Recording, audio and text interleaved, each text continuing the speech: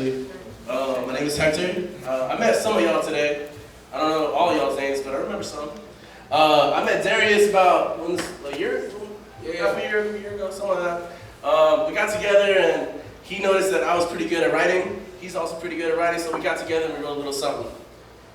Guess we can share it today. Yeah. A little backstory on it. It's two people, different lives, totally different lives, brought together to do the same thing. To do the same thing.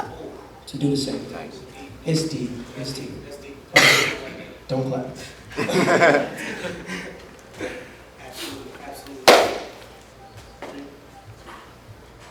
Countdown County.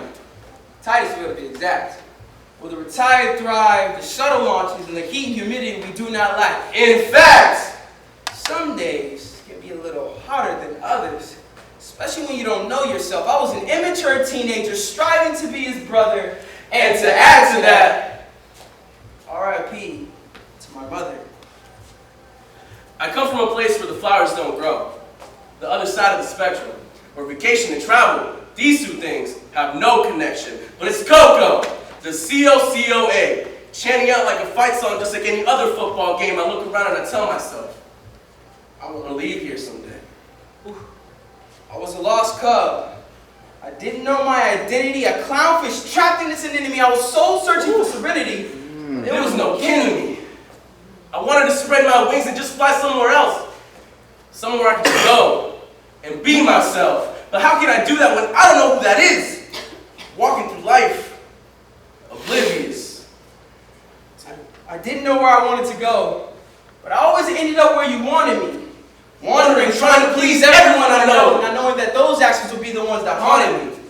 Looking in the mirror, upset at what I saw, not knowing the gifts and talents placed in me will leave people in awe. I was a puzzle, an unsolved jigsaw, fighting to find answers, running out of time. TikTok.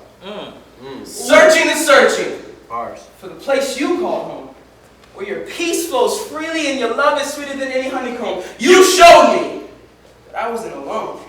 You rested in every vessel of my body and were birthed in every chromosome. The first time I encountered your presence, I was too young to comprehend. Knowing you and I would be together, you sent her to recommend. She was a godsend, brought down for only one intention, for you and I to finally have our intervention. You see, God was calling, but I was so far away that I couldn't hear. I've grown in you, and now I understand my calling. What is actually you calling my name, which is me sitting in fear? I knew the times that I had you on silent, you were still calling.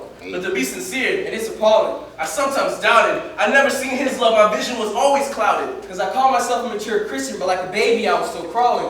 But even when we were separated, you always caught me when I was falling. And now I'm all in. You're like him through the clouds, like an indicating spotlight. Choosing us to be the ones that show people how to be godlike. To give you hindsight, no matter your past or your present. God wants and can use you. Just like he chose us to show the love, he's choosing you too. And this may be the end of the poem, but it's just the beginning. Because even though the game seems like it's over, there's still another inning, but only if you're willing.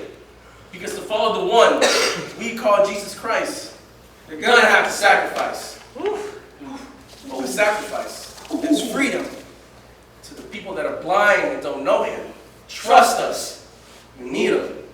So when our life is finally over and it's time for us to meet him, he'll say, well done, my good and faithful servant, and we'll all celebrate in his kingdom.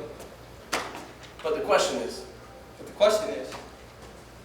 will you be there? Thank you. Hey.